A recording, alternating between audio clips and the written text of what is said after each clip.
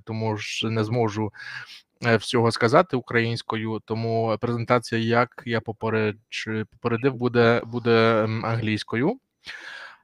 Але якщо будуть до мене питання, я все-таки радий відповідати і українською, і російською, якщо буде потрібно. Що ще важливого? Зараз завантажував презентацію і починаємо. Ще декілька відео, вибачте, і...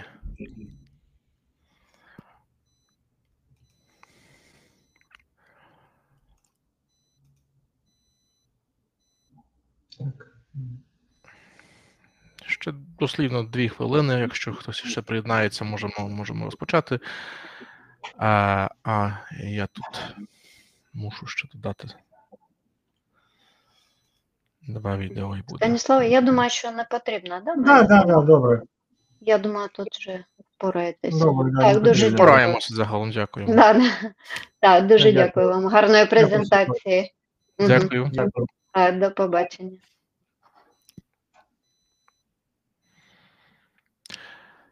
Добренько, ще хвилинку.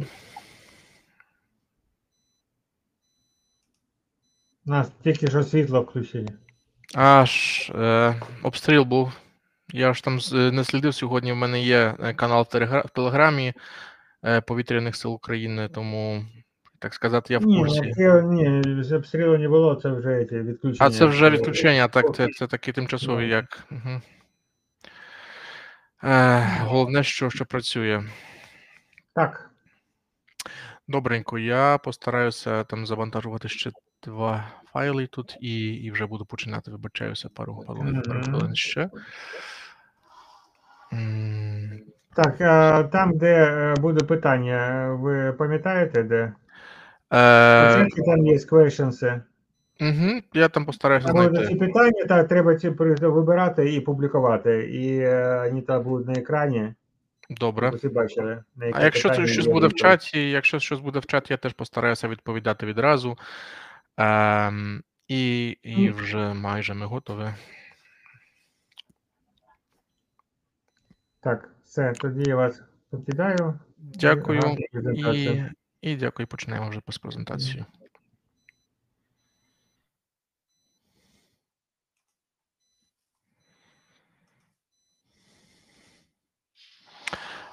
Питання до вас. Чи ви бачите мою презентацію, дорогі мої? Так, добре. Дякую, пане Ігоре.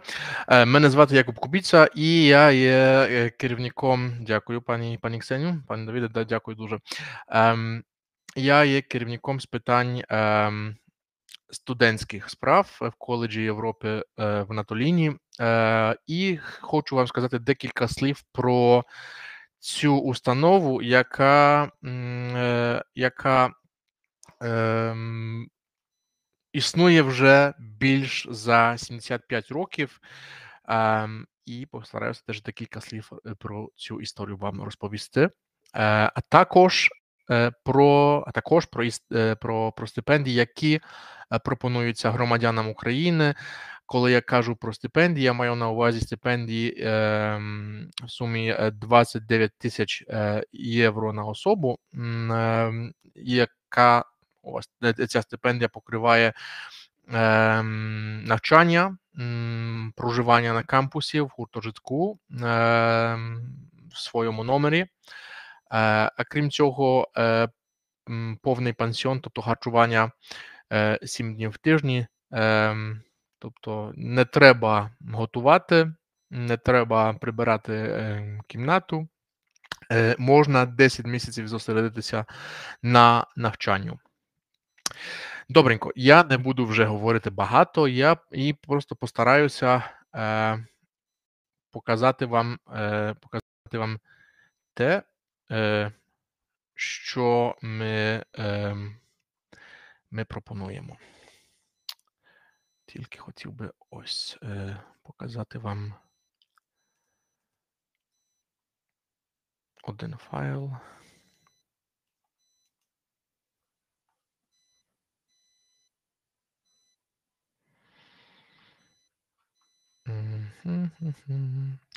Добре. Чи хтось з вас чув колись про коледж Європи загалом?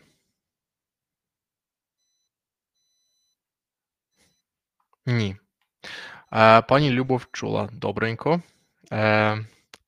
Хтось ще? Добре, добре, добре. То я постараюся не говорити дуже багато про історію, а запропонувати. Дуже, дуже добре і чудово, що ви вже щось знаєте про нас.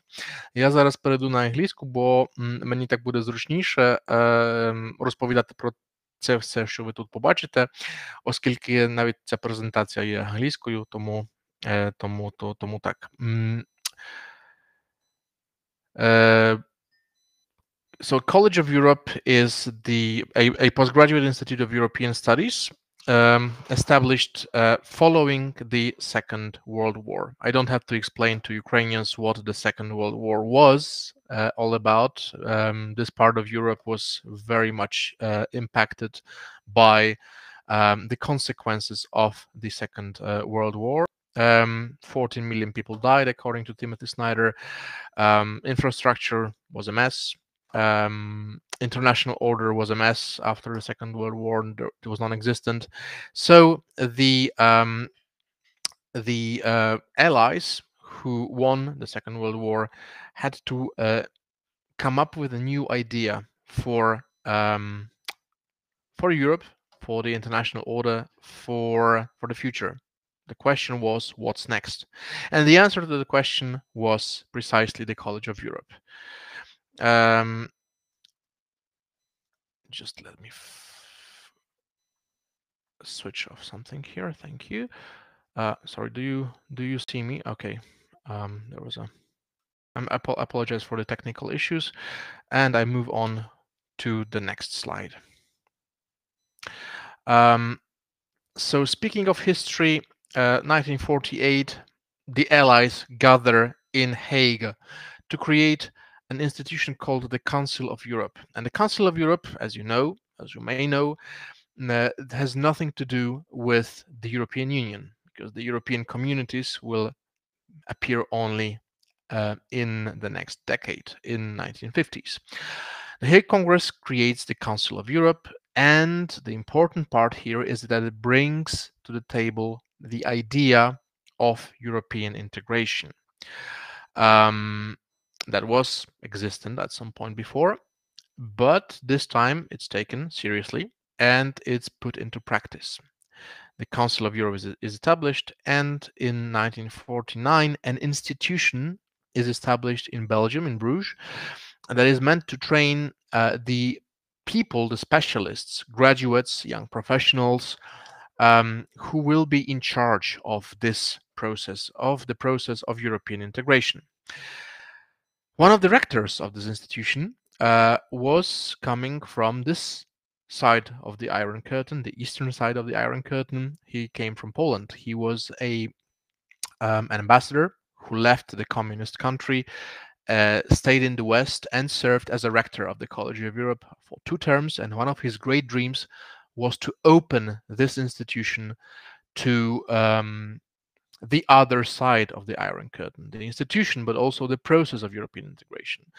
Now, we all know the happy story of 1989, for Ukraine a bit later, so the referendum on independence, the fall of the Berlin Wall, earlier the partially free elections in Poland, the domino effect in the former Soviet bloc, the dissolution ultimately of the Soviet Union, and then again, a question arose. Again, what's next? This time following the end of the Cold War. And the answer to this question was not simple, because suddenly you had a number of democratic states who wanted to decide on their future, and a European project, a project of European integration that these countries wanted to be part of. Now, this is particularly relevant for Ukraine these days, because you are in the process of the accession negotiations to the European Union, which is the expertise, the core of the expertise of the College of Europe in Natolin, which was established in Warsaw in 1992 as an institution meant to reintegrate the European continent after the Cold War. It's been more than 30 years, and this institution has been involved, the College of Europe in Natolin I'm representing, involved in preparations for the accession negotiations, preparations on both sides. So we had people from, let's say, the east side of the Iron Curtain, but also people from the west. So these students very often later met on both sides of the negotiating table. As we are speaking right now, we have a group of Ukrainian state officials, civil servants, держслужбовці, here on campus right now, undergoing the next edition of the training, preparing them for accession negotiations. Organized by the College of Europe. I'll be delivering a workshop for them on public speaking tomorrow. So this is, sorry for the long introduction, in a nutshell, what the College of Europe is all about. Building bridges, going beyond the disciplinary boundaries. So the key aspect of this place is interdisciplinarity. We bring people from very different backgrounds, academically, geographically, who are interested and looking at the European project from very different angles. This is something that you will not find in many places. So not only we're close to the physical borders of the European Union, building bridges with the neighborhood of the European Union, but also going beyond law, economics, European studies, philosophy, history, and teaching graduates from those disciplines, specialists in those disciplines, to look behind, look beyond their specific disciplines, to actually be able to understand complex problems, such as migration, for example. It's a legal topic, it's a social topic, it's a historical topic, it's an economic topic. Therefore, our approach to teaching is problem-based rather than confined to a specific discipline. This is a major, let's say, a major, how should I say,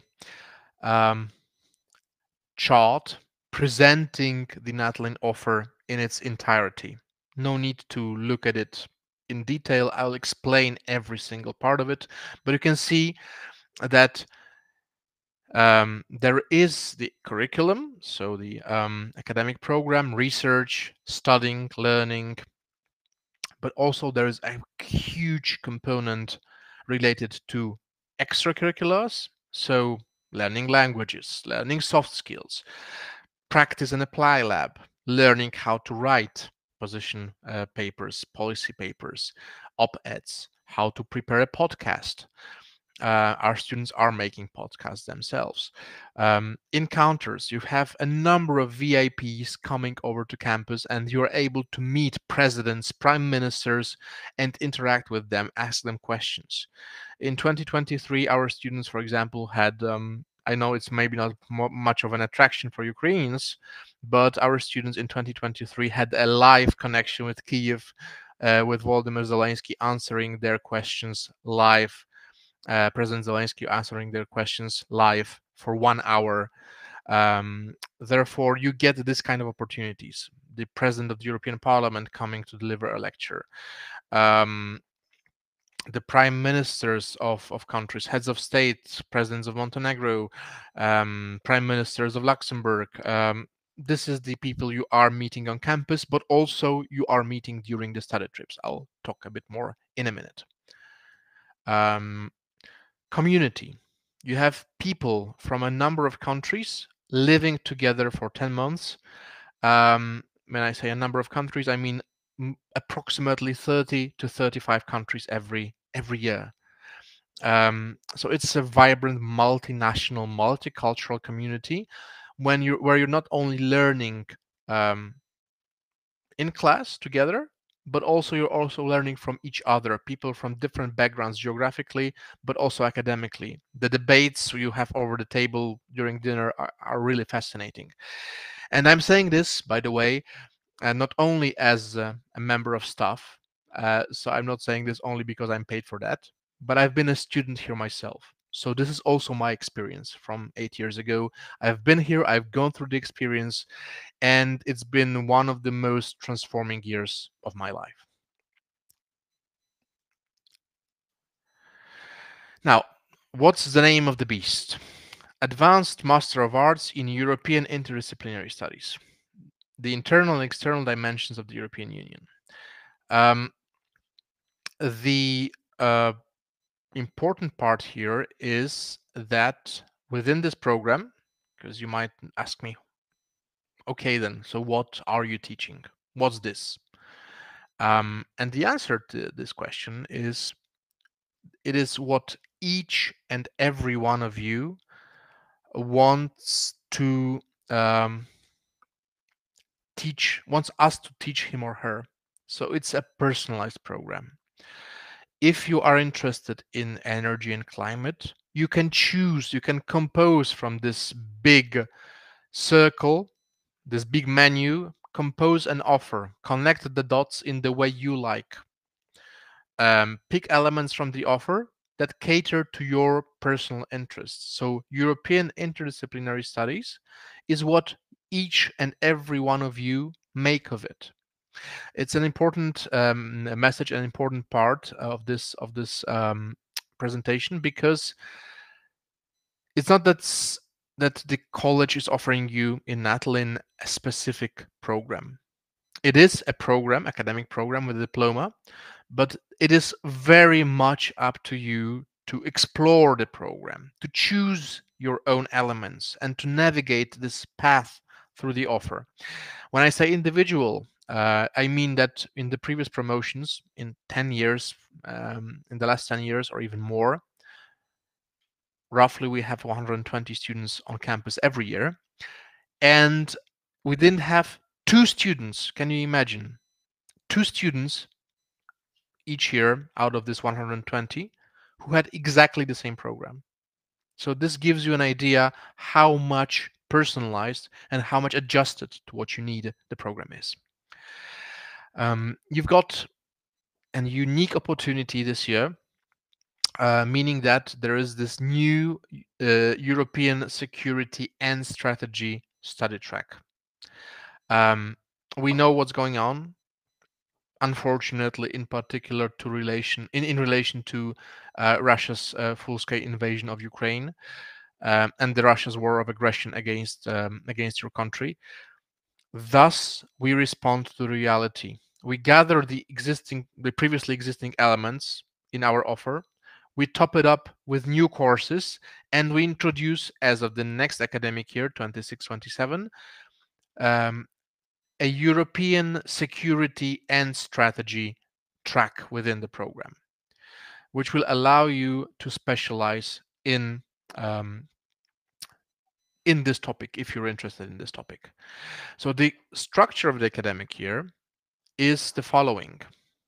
We bring together people from many different disciplines. Out of curiosity, what are your backgrounds? If you could please insert the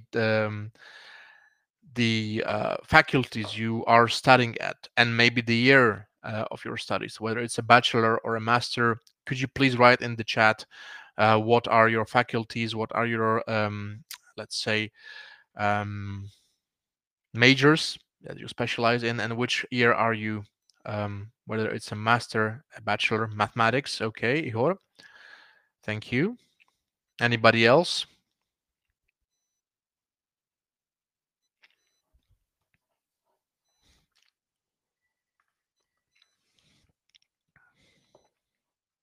Marketing. Okay, cool. Mathematics, marketing. I'll wait for one more, but you can continue, of course. Management. Okay, so Inna, Tetiana, and Ihor mentioned 3. Law, Yaroslav, thank you very much. And the good news is that you are all a good fit for this program. So we don't need lawyers only because we are teaching law. We need people from very different disciplines who are interested in the process of European integration, who are interested in the process of negotiations, who are interested in European affairs from very different angles. Now, these people have different backgrounds. Okay, telecom, fine with that. In the first semester, because you come from different backgrounds, we give people the basics of European integration in the field of law, economics, decision-making process, history. Now, if you already have background in law, you don't need to follow the course on European legal order. You can pass a so-called entry test, which is not compulsory, and if you fail, it's a pass-fail test. If you fail, there is no consequence. The consequence is just that you have to follow the course. If you pass the test, then you can, if you prove that you have already enough knowledge of the law of the European Union, you can exchange the course for something else in the offer in the first semester. So no need to repeat what you already know. On top of that, we know that we won't make a lawyer out of an economist in 3 months, or an economist out of a philosopher or a specialist in management in 3 months. But the idea is to give you the basic toolbox of notions, of debates, of main ideas from economics or from law, European law or European economic integration, that will allow you to enter into dialogue as a lawyer with an economist, understanding what he or she is talking about. So this is to put your knowledge into a broader context, but then also give you the basic knowledge of the European integration process in the fields that you have less experience. Then in the second semester, you get to choose from one of the 4 customizable majors: EU public affairs and policies, the EU and the world, meaning the EU's diplomacy, EU as an actor in international relations, for example, imposing sanctions on Russia, as a whole, as the European Union. The third major is the EU and in the wider Europe and its neighbors. This is about the neighborhood of the European Union. Finally, the fourth one is European history and civilization. That was my own. I was never studying European affairs, international relations. I was studying journalism and cultural studies. So this topic, the topic of culture, the topic of memory, the topic of how memory shapes today's decisions, political decisions, was of importance to me.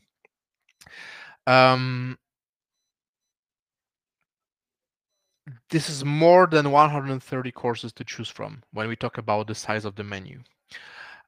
This is more than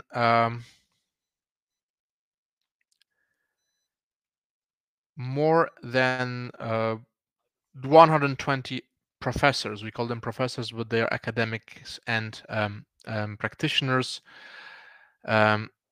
who are sharing their knowledge. I'll try to share my screen now, and I'll try to introduce you to those people.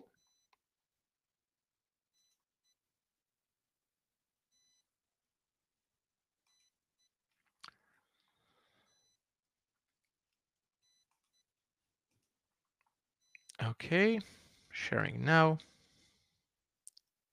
These are the people who are teaching at Natolin. I would certainly recommend Natolin as an institution, and I would certainly recommend the master's courses and the wonderful courses which they're able to follow here. The course that I teach is on totalitarianism in the 20th century. My course are going to be those students who would be interested in issues relating to Central Eastern Europe. Essentially what we're doing is thinking about the concepts of sovereignty and international order. It's very much based on theory and practice. but it's also quite interactive with the electives that they are offered. It's also multilingual, albeit the course I teach is taught in English, but it does benefit from having students from all sorts of cultural backgrounds who come at these issues in a different way. One of the main comparative advantages of Natolin is the place and the people. I believe, well, we all need to broaden your perspective, and this is what is done here. I think that that's a really nice facet of the college and something that is quite unique in the world.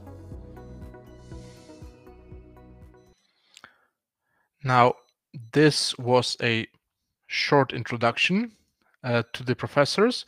As you might have seen, okay,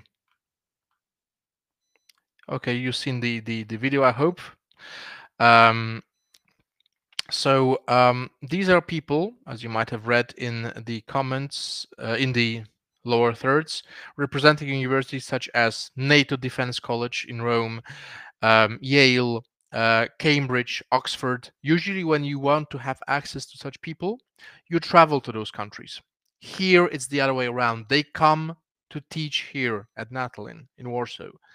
You have access to professors from Cambridge, Oxford, Sciences Po in Paris, a number of people working in the European institutions, practitioners, ambassadors, academics coming over to you. 25 countries, more than 25 countries of origin of the professors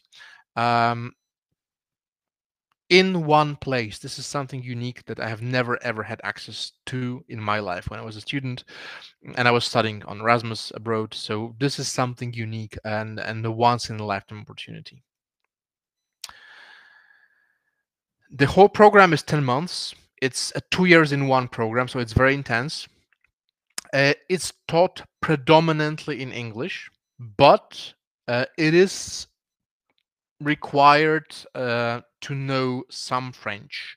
Now, when I say some French, I mean that you do need French to graduate, but you don't need French at the level of Le Monde or Le Figaro or Télévision Française. No, you need communicative French. And you can also apply to the college not knowing French, provided that you start learning already now. And by the time you're invited to an interview, you're able to demonstrate something. So introduce yourself, say a few words about yourself, to show us that you're actually working on your French. Now, my question, the question I would ask maybe would be like, why do I need French if I speak English? Well, I mean, another international language will not hurt you, for sure. And here it's an opportunity to actually learn another foreign language. Out of curiosity, does any one of you speak French? Anybody in the group? Please text in the chat. Nope. Well, that's not an obstacle. You can start learning French and apply to the College of Europe at the same time. There's a master thesis to be written, and the program is updated every year. So if someone is teaching at Natolin, doesn't mean that he or she will teach until he or she retires or dies. This is something that is updated and revised annually.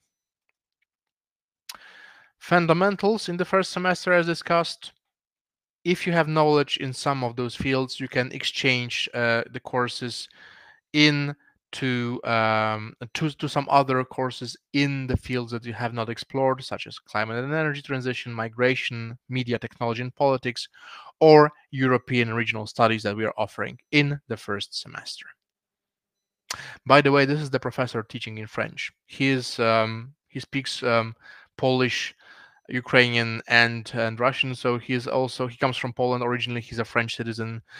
But he's teaching the history of Central and Eastern Europe in French, knowing that he's not speaking to native speakers. So also the pace of the course, this is the only course that is taught in French that is compulsory. The pace of the course is also adjusted to the audience who are not native speakers. And there's only one exam, oral exam, to be passed in French. You have the time to prepare yourself. You have the dictionary, you can take notes, but of course you have to speak at least communicative French to be able to communicatively explain your position without, fancy grammar, just to be able to understandably answer the question you receive from the professor. And of course, you have the time to prepare your answers using a dictionary. Second semester, 4 customizable majors. So you compose your meal. They're also interdisciplinary. And there is also the security and strategy study track that we are offering. In the single semester, you have 80 courses to choose from. One academic program, one semester, 80 courses to choose from, just to show you the diversity of the program. The new study track I'm talking about, it's actually a response to the growing need in Europe for experts in security. So the problem-based approach is also present here. It is interdisciplinary: political science, economics, defense and strategy studies, skills, so practical analysis, policy papers prepared in the field of security, and it is combined with the European Regional Studies program that we offer. First semester, basics, foundations in security, so the notion of strategy, concepts of geoeconomics and geopolitical risk analysis, security and military challenges in Europe, EU foreign policy making related to security in times of conflict.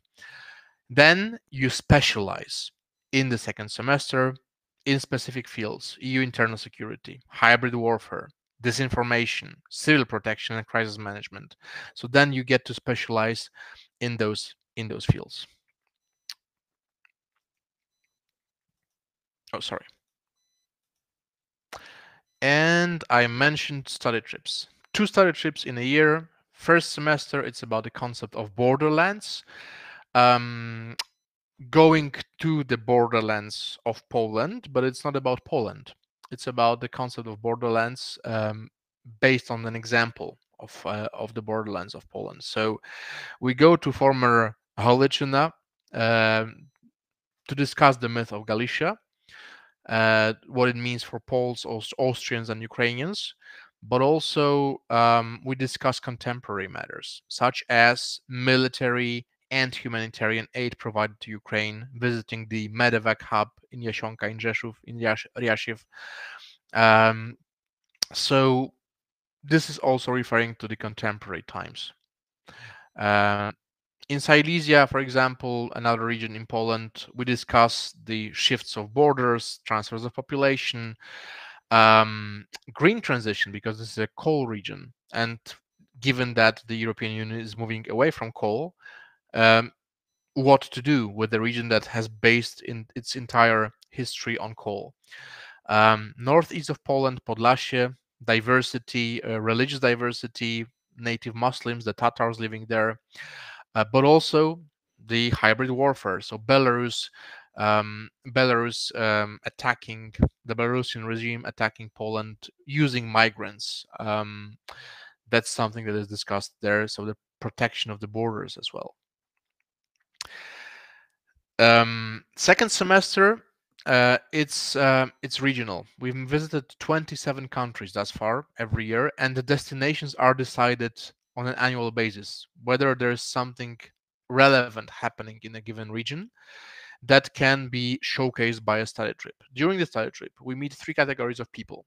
We meet, let's say, VIPs who make the decisions, presidents, prime ministers. When I went to Ukraine 8 years ago in my study trip, I met the Deputy Prime Minister for European Integration, the former Minister of Foreign Affairs of Ukraine, who was then the chair of the Foreign Affairs Committee of Verkhovna Rada. So this is the level of speakers you meet in the countries that you visit.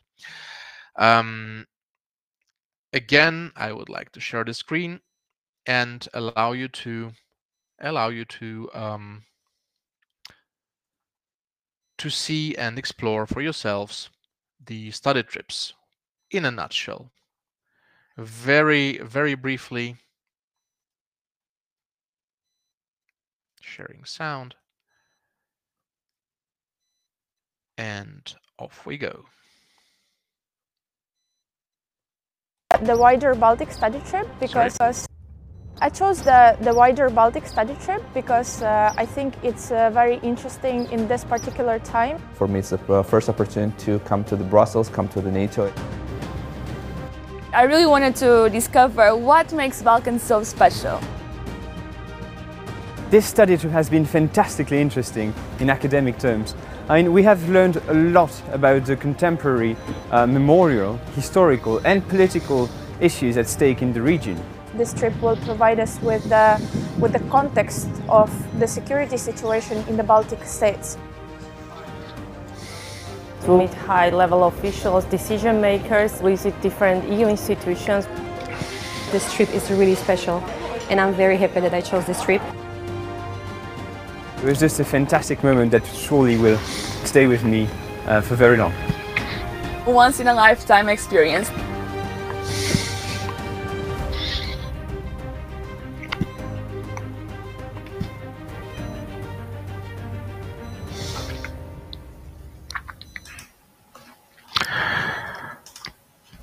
And back to the presentation. So this is more or less what the study trips are all about. It's about meeting stakeholders, it's about meeting local academics, it's about meeting the local, let's say, civil sector, allowing you to understand, to better understand the situation on the ground from very different perspectives and get your own critical let's say critical view of the situation. Now, this is a course. This is part of the academic program. Thus, you will be assessed at the end of the academic year. But this is going beyond the class, going to the field trip, going to the places you're learning about, and see with your own eyes what you've learned about before. Helsinki. By the way, in this picture with Helsinki, you can see the different destinations: Western Balkans, Brussels, Nordic Baltic study trip. With the Nordic Baltic study trip and Helsinki, you see a guy on your left next to the flag of the College of Europe. This is Vasil. Vasil from the Lviv Polytechnic is now working in the European Commission on the Erasmus program. So, and he's what, 26 years old. He's working in Brussels. He is working in the field of education and promoting education. A very successful Ukrainian alumnus of ours, whom I met this summer in Brussels, and he's really an excellent example of a successful Ukrainian candidate and student and alumnus. Nests. I usually ask people what nests can be. So I would say my private definition is that the nests are naukowy krужок on steroids. So something more than a scientific club at the university, allowing you to dive into the topics of your interest. So nests are in a way they are learning modules designed to build capacity and competence in the areas that are critical in today's world. This list of topics is revised annually, but these are those that we have identified recently. So geostrategy and security, climate and energy, migration and human rights, digital transformation, including AI, religion and politics. You are not only invited to organize events on your own, conferences, invite speakers, moderate panels, submit papers, and present those papers in conferences that you will organize. You have those one-stop shops that will help you combine the academic offer, the extracurricular events happening on campus. There's a number of them, myriad of them. And in those one-stop shops, you can get all elements of this huge offer you saw, this big diagram, related to what you're interested in. On top of that, while organizing events or while attending events, you also get to network with the people. mid-level or top-level management of international organizations, of businesses, etc., etc. So it's also an opportunity to present yourself to your potential future employers. High-level events. I've mentioned Volodymyr Zelensky. Here is this live connection with the president of Ukraine, answering the questions of our students. You've got Roberta Metsola. You have Kurt Volker, who was an ambassador involved in negotiating in Ukraine negotiations, U.S. ambassador involved in in Ukraine negotiations. You've got the person at the bottom right corner is, guess who? Any ideas? The one shaking the hand of the girl. Do you have any idea who that might be? 3, 2, 1. Okay, answering the question. This is the Coptic Pope, the Pope of the Copts, Tawadros II. His Holiness Tawadros II Copts. This is the Coptic Church of Alexandria, residing in Egypt, and he's shaking hands with our Egyptian student last year. Also, you have the debate or the panel discussion of our students with one of the European Union commissioners, Mr. Šefčovič, member of the European Commission. So you sit together with members of the Commission and discuss and exchange with them. So this is the opportunities you get in terms of high-level speakers coming to campus. We give you skills, soft skills I mentioned. So training on project management, storytelling. This is not compulsory. You can benefit from that. Career support. So you meet career professionals from different sectors, participate in workshops on writing a CV, motivation letters. You get individual guidance, so one-on-one orientation, discussing your plans, discussing the offer of Natolin, and discussing how to best make use of the offer to help you achieve your career goals. It's always a one-to-one career session with a follow-up. So you're provided with personalized assistance and soft skills in the program of skills and capacity building. Practice and apply lab. You learn how to write a policy paper. You learn with practitioners, top practitioners, how to write an op-ed, meaning a press text. You learn how to produce a podcast presenting your ideas. And this is a podcast that we created, Natolin Nest Talks, transformative ideas in those fields that were mentioned. Here you can see our students interviewing Mr. Toomas Ilves, the former president of Estonia, on campus. 8 languages to choose from. You can learn languages, you don't have to, but I recommend that. You can choose from English, French. If you are admitted with conditional French, you are also obliged to follow French courses during the academic year.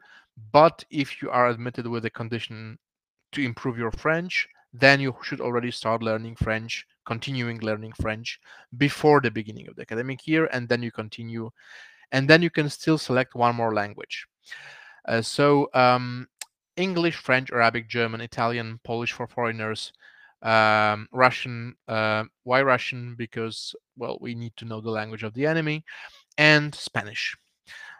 If you have a knowledge of one of those languages and you don't need to follow a course, you can also apply for passing an exam that will give you a certificate attesting to a level of language. And the intercultural workshops are also offered by this unit in our college. So practical elements in terms of intercultural communication. Summer Language Academy. It's a thing offered to those admitted with a condition to improve their French. Usually it's about French. And they have 3 weeks compulsory courses online with a teacher that are meant to help them to get up to speed with their French that they have learned before, to start talking, to get up to speed before the academic year actually starts. So this is to help you boost your skills right before the start of the academic year. 120 hectares of nature reserve are right next to the campus. So you can actually go jogging in a forest that remembers the kings of the Polish-Lithuanian Commonwealth in the 16th century. Wild animals there, deers, wild boars, foxes, a forest which is basically within the boundaries of Warsaw. It's not accessible to general public. It's just for you. So I don't know if you ever had a private forest, but this was the first time and the last time I had it in my life. Nature reserve, former royal hunting grounds for the kings of Poland. Living close to nature, you see the historical palace and a deer that would make it to the other side of the small fence separating the reserve from the park, and they often jump over. That we try to keep them in the reserve, but sometimes they look for food and come to the park, so you can actually see wild animals in their natural habitat. As said, you have a single room in one of the two residences on site, so you live where you study, no need to commute. Sometimes we offer accommodation literally across the street when we have too many students and all the rooms are taken on campus. There are single rooms, they are fully equipped, cutlery, crockery, flat TV. You have your private bathroom, and in the residences you have small gym, small sauna, you have a football pitch on campus, and you have a billiard room, for example. Food is provided to you 7 days a week, 3 meals a day. I don't know if you ever had such conditions when studying. I didn't. So this was the first and last time in my life that someone was pampering me that much when I was a student. So you can only focus on studying for 10 months. 7 days a week, several dietary options are available for people with special dietary needs as well. Warsaw, the capital of Poland, also where Frontex, the EU's agency for border protection, is located. The OSCE's Office for Democratic Institutions and Human Rights is also based in Warsaw. NATO's presence in Poland is important, and those regional defense initiatives related to that are also not to be neglected and to be explored within the security and strategy study track.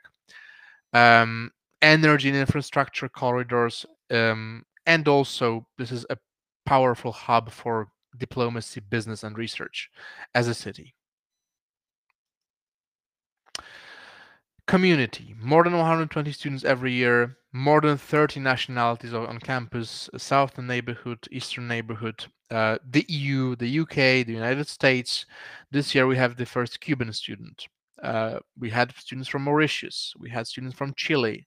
So a very, very powerful, vibrant international community. Cultural days organized by the students, the Natolin Choir, the Football Cup, charity initiatives for the past few years, ever since 2022, ever since the full-scale invasion of Russia, Russia's invasion of Ukraine.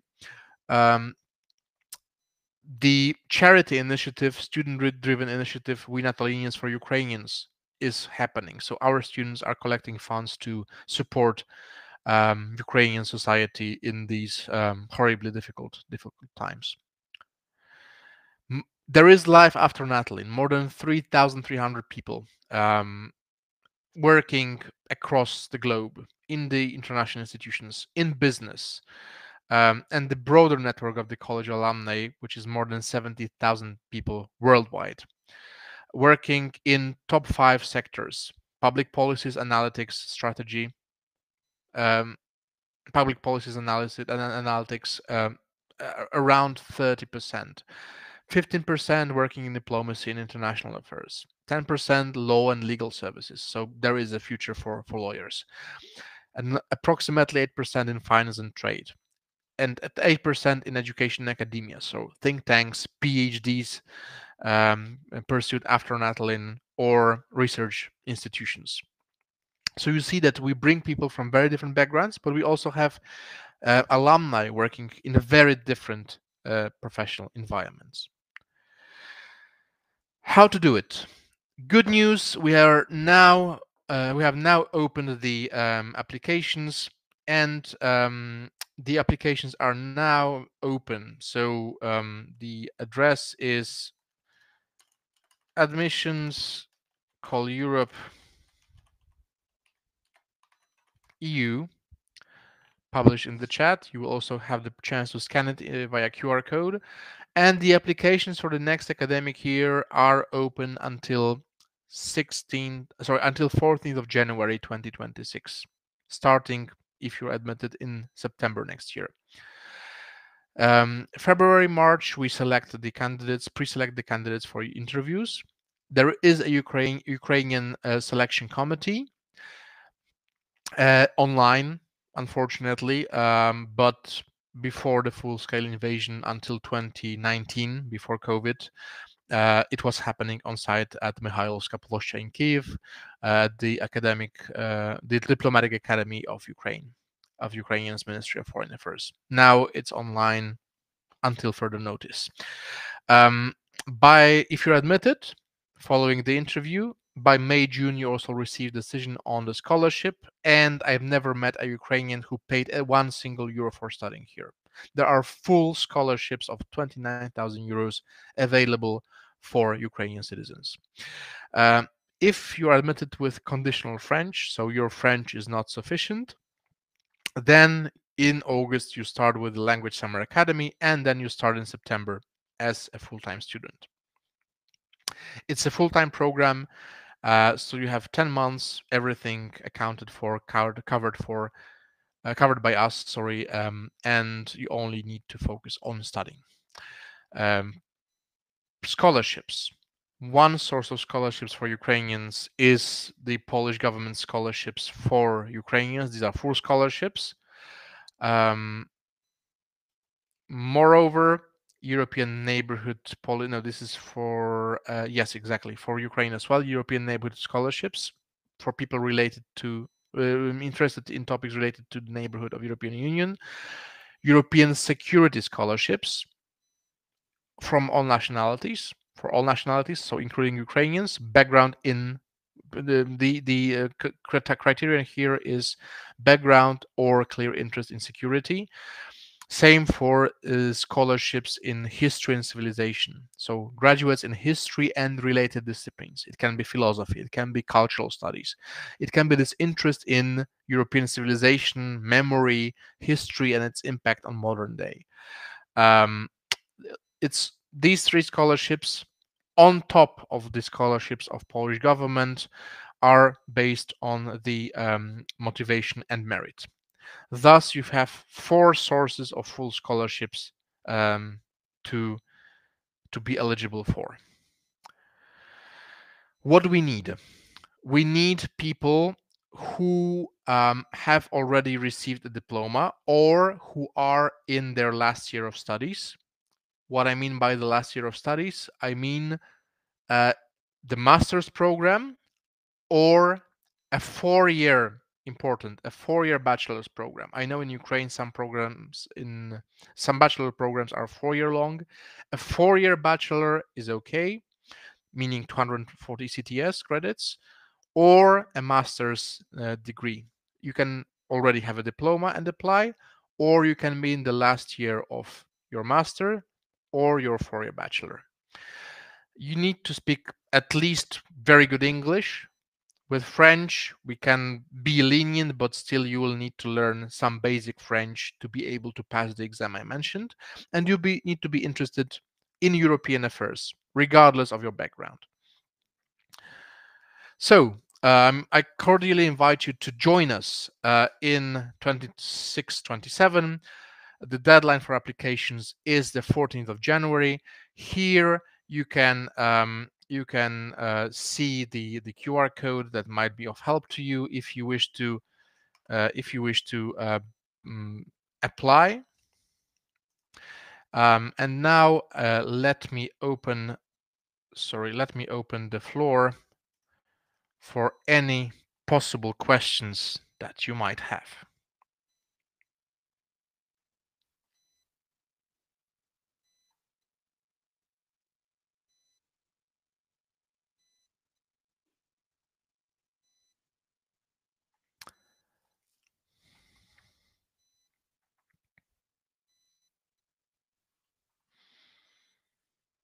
Anyone? Do you have any questions?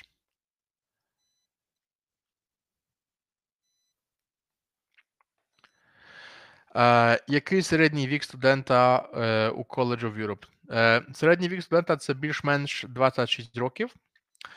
Але я поступив в коледж, коли мені було 33 роки. Найстаріший студент цього року, йому 42 роки зараз. Тому sky is the limit. Немає 35 точно це не вирок. Можна подаватися будь-якому віку, боже, ніколи не знаю. Але це нічого не визначає. So I'll say that in English, the thing is that to prepare a good motivational letter for application means to connect your background, to connect your academic studies, what you have been doing in life thus far, professionally, I don't know, student conferences, publications, student activity, your professional life. Your professional life, then if this, where you come from, is matched in your motivational letter with the elements of our offer, courses, majors, specializations, nests that you are interested in, and the third element is where this is supposed to take you professionally. So where do you come from academically, professionally? What exactly do you want from us? And how these two things are supposed to help you with what you want to do in the future. If this makes sense, your age is not a problem. You can be 38, have experience, studies experience. You can have professional experience and simply wish to change your career. This is a valid reason. But you need to think. You have to look at our website, see the offer, see the courses you're interested in, and then provide a convincing, coherent motivation for that. What I've been doing thus far, what I want to do at the college specifically, which elements, what will be my master thesis topic, but it's not binding, but you can come up with a draft. And then I wish to work, I don't know, in diplomacy, good, but be more specific. What kind of diplomacy? Trade diplomacy, cultural diplomacy, where? The more specific and showing that you reflected on the application, the better for you as a candidate. Okay, so sky is the limit in terms of age. Should a student have a blocked bank account for studies? No. You actually, Julia, you don't need money. I mean, you need some money to buy your, I don't know, hygiene products. But everything else is covered for. Ukrainians also receive a small amount of pocket money to cover the travel costs. So you don't pay for living in the dormitory. You don't pay for meals. You get them as part of the full scholarship. Nothing to basically to pay for except for those basic day-to-day needs. So you may come with some money that you can spend on, I don't know, sweets or hygiene products, doing some shopping, but the whole program, living on campus and food, is for free. I mean, part of the scholarship. Which documents are strictly required? CV, motivational letter, yes. Diploma, yes. References are strictly required. At least one reference to be formally admitted to the interview stage. Without that, we cannot let you through. The references are required in terms of academic references. At least one should be academic. So from a professor that taught you, from your supervisor, from, I don't know, an academic that was working with you in a project, that can attest, someone who has worked with you academically can provide the references. Motivation letter, that's you. CV, that's you. Diploma, yes, we need a scan of your diploma if you have it already, or you just inform us that you are in the fifth year of studies, and then it's a conditional admission. Condition being providing the diploma, or at least a confirmation that you graduated before starting with us at Natolin. That is why you can apply in the last year of your studies. Language, there is no formal requirement. You can provide a certificate if you have one. You can provide a letter from your language teacher, or you can provide nothing at all. This is not formally required. It helps us understand that you actually speak the language if someone confirms that you speak a language at a given level. For example, your language teacher from the university in writing with signature, because one way or another, we will have an interview with you and we will hear how you speak English and French. So this is, for us, this is the ultimate measure of your language skills. Demon, I don't know. Do I need to submit an English-Polish certificate, language certificate for admission? I answered the question. For English, there is no need for Polish certificate because we're not teaching in Polish. We are an international institution, and there are no classes except for the language course, which is not compulsory if you choose to learn Polish. But all the classes, compulsory classes in the academic program, are taught in English. One is taught in French in terms of compulsory classes. There is no, Anna, that's a very good question. There is no application fee. No administrative fees for enrollment. So the worst thing that can happen if you apply and are not successful, God forbid, in this year, is that you will waste 5 hours for preparing your application, or 2 days, or 1 day. Other than that, you're not blacklisted. So if you reapply next year, having improved something that didn't work, then it actually works in your favor. We see that you made progress. We see that you applied last year. We see our comments regarding your performance. And then if there is progress, it actually works in your favor and you can be admitted. We had people who were admitted the 3rd time they applied. Key pre-selection criteria. Yes, exactly. Motivation, coherent, academics. So yes, there is no minimum average of marks, but of course, the higher the better. Experience, yes. Languages, I think there is no, weighing most in that sense, Yaroslav. So it's a bit of everything. If we have a person with average marks, not super bad, but average, and interesting professional career, the person can be invited to the interview stage. And a lot depends on how you present yourself in the interview. Inna, bachelor degree is sufficient for admission, but it has to be a 4-year program. I know in Ukraine you have 4-year bachelors sometimes, and the 4-year bachelor is enough. If it's 3 years, somebody, for example, studied in Poland, Poles with a bachelor are not eligible because it's a 3-year program. Ukrainians with a 4-year bachelor, yes, you are eligible, but it has to be 4 years. Who conducts interviews for candidates from Ukraine? We do, actually. The college, a representative from the Ministry of Foreign Affairs of Ukraine is there as an observer. A representative of Polish Ministry of Foreign Affairs is also present because he or she is also deciding on scholarships from Polish government, plus the representatives of the college. You are very likely to see myself in the panel because I've been doing the Ukrainian selection committees for the last 3 years, and the professor from the college is also present. Format, 3 parts of the interview. The interview is 20 minutes. Short introduction of the panel, introduction of yourself, outlining your motivation in a nutshell for applying to the College of Europe, then questions related to your knowledge. We don't ask economics-related questions to lawyers and vice versa. But if you were specializing in something, believe it or not, we actually read what you write in your CV.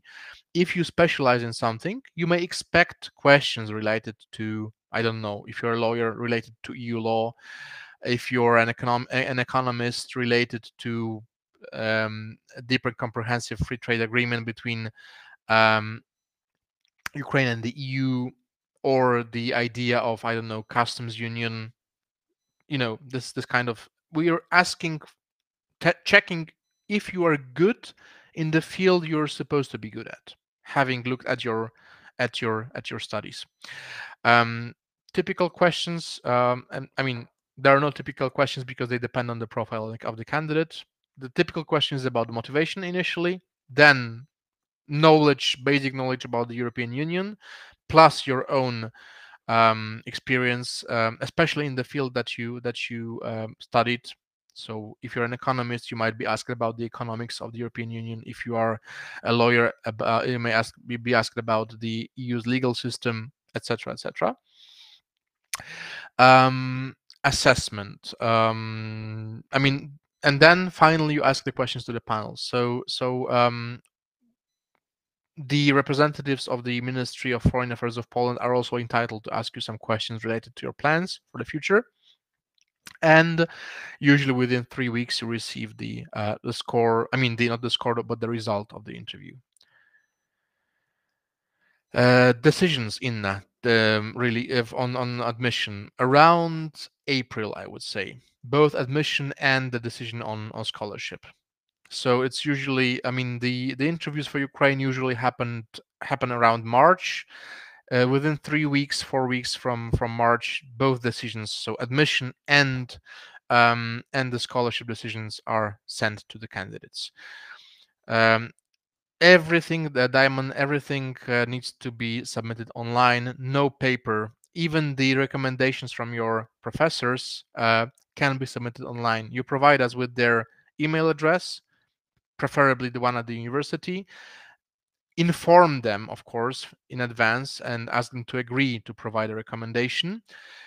The system, you click a button, the system sends them a link. Please make sure that they actually get the link because sometimes it goes into spam. Please make sure that they actually fill out the recommendation. This is an online form, and then they submit it. So please follow up on that because they sometimes forget and you don't want to lose your chance because of that. The major in the second semester. Actually, the major in the second semester is selected already when you are on campus. This year's student will be selecting the majors tomorrow. They have a course fair, and the survey on the second semester majors will be opened, and the second semester courses, and then for 2 days they will have the chance to select their courses and majors. It's already October and they've been here for 2 months, so you already selected when you were on campus, on site. Scholarships, David. Yes, they are merit-based. So there's a final ranking after interviews for the Ukrainian committee. There is a main list, there is the reserve list, and there are those who are, unfortunately, this year or a given year, rejected. So if you're on the reserve list, you can still be enrolled, you can still you can still get an offer, maybe a bit later, if someone from the main list withdraws, for example, for personal reasons. David, there is no payment. I mean, as said, usually Ukrainian citizens get full scholarships, so there is no payment.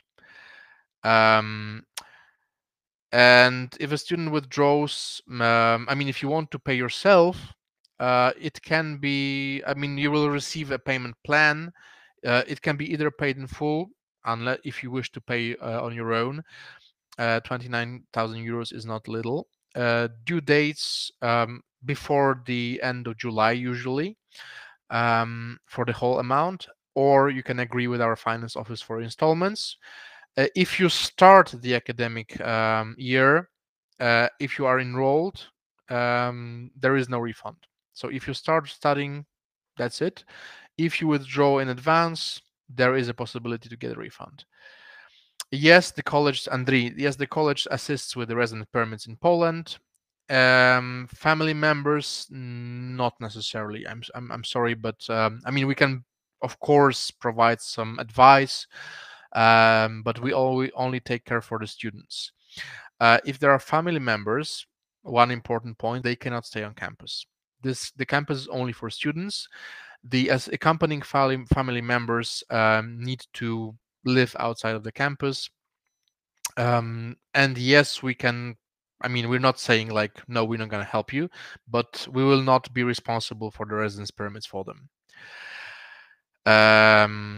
For the residence permits for the students, yes, we actually do the paperwork for our students. Usually the students also get a visa. That's the recommendation for Ukrainian students, to get a visa, a student visa. Also because if you wish to go to some countries in the second semester study trips, to be able to apply for their visa in Warsaw, you need a Polish visa in your passport, and then your consulate will be the one in Warsaw. No need to go back to Ukraine to apply for example, I don't know, Tunisian visa, if there is one. Part-time or remote work allowed. Full-time study is required, Olga. It's part of the game. You get the full funding for your studies. However, I mean, people try to work part-time, but it requires very good time management, and at the same time, you're not able to fully benefit from the offer, because it's not only about compulsory courses, but also about a number of other events which are for your growth, like VIPs, meeting with professionals from institutions. They are to help you. So you will not fully benefit if you are torn apart between work and studying. It is not forbidden, but it is not recommended, simply because it will just, sorry to be colloquial, kill you in terms of fatigue and tiredness after a few months or weeks. So yes, study, it's a full-time program in principle, so you will not be excused because of your work. We expect our students to be present on campus and fully dedicated to the program, precisely because they receive the scholarship of 29,000 euros for that, covering also their day-to-day needs. Yes, participation in the Summer Language Academy, if you are admitted with the condition in French, it is included. So everything is included in the price I mentioned and in the scholarship, everything I was talking about. No, Stanislav, unfortunately, it's like, take it or leave it thing. So you have to be present for those 10 months. It's not, I mean, you can take a gap year, you can take an unpaid leave at work, and actually it should be okay for your employer, because okay, they lose you for 1 year, but then they can get you back with very high qualifications, and they pay nothing for it except for having you out of work for 10 months. The group size, because again, there is no typical group size for classes, because people are free to select their courses in the second semester. So you can have a class of 10 people, of 30 people. The courses in the first semester have, for example, 80 to 100 people or 120 people for the courses that are compulsory for everyone in the second semester. But there can be smaller courses as well with 20 people, 30 people, 40 people, depending on how many people will select a given course. But in total, we have, this year, for example, we have 112 people on campus. So this cannot be more than 112 people. Usually the minimum is, I think, 6 or 7 people to start a course.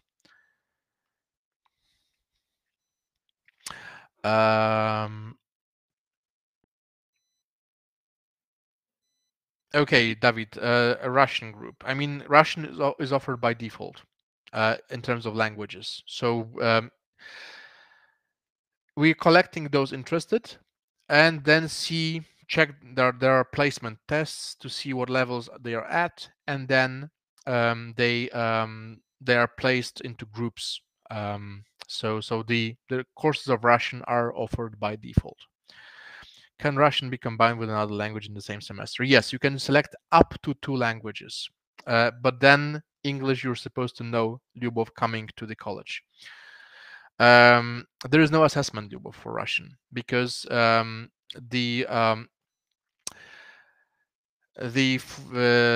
courses in Russian are not compulsory. You can choose up to 2 languages you wish to learn, but this is not part of the academic program. You can do it on your own. I mean, you can do it as part of our offer, but this is not compulsory for you. If you don't learn any language, It is still fine. You will still graduate.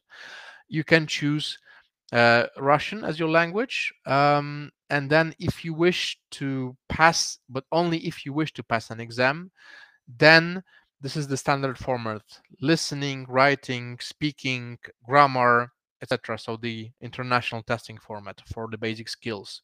And then you will receive a certificate attesting to your language skills. If you speak Russian already, there is no need for you to follow the course. You can simply, approach the language exam, sign up for the test exam in Russian, and then receive a certificate attesting to your level of knowledge. What activities take place between academic semesters? None, because we are celebrating Christmas. So the first semester ends around the 20th of December for Catholic Christmas, and for the Eastern Christmas, there is a break, Christmas break. People come back to college on the 8th of January.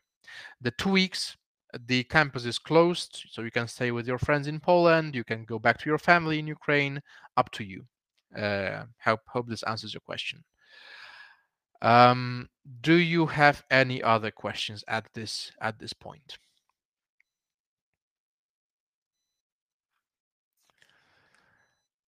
Questions.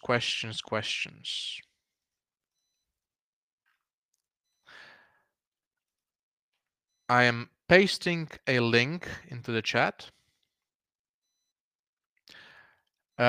This is the oh, sorry, this is something that I will need to reopen.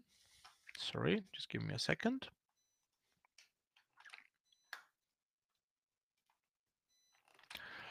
If you wish to stay in touch with us, if you wish to receive some materials from the college, then this is the way to go about it. So stay in touch with the College of Europe. This is the link in the chat right now. You can fill out this short form, provide us with your name, surname, and email. This is in accordance with GDPR. So data protection, personal data protection is of course applied. You can withdraw your consent for processing your personal data.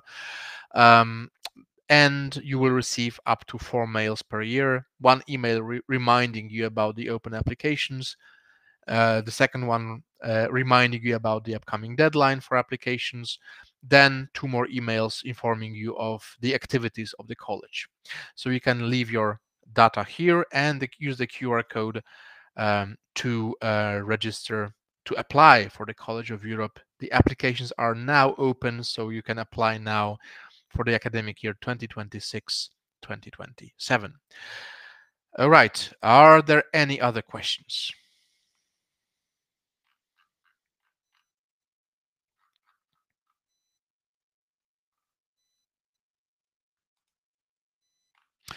I see no other questions. However, if you have those questions, let me remind you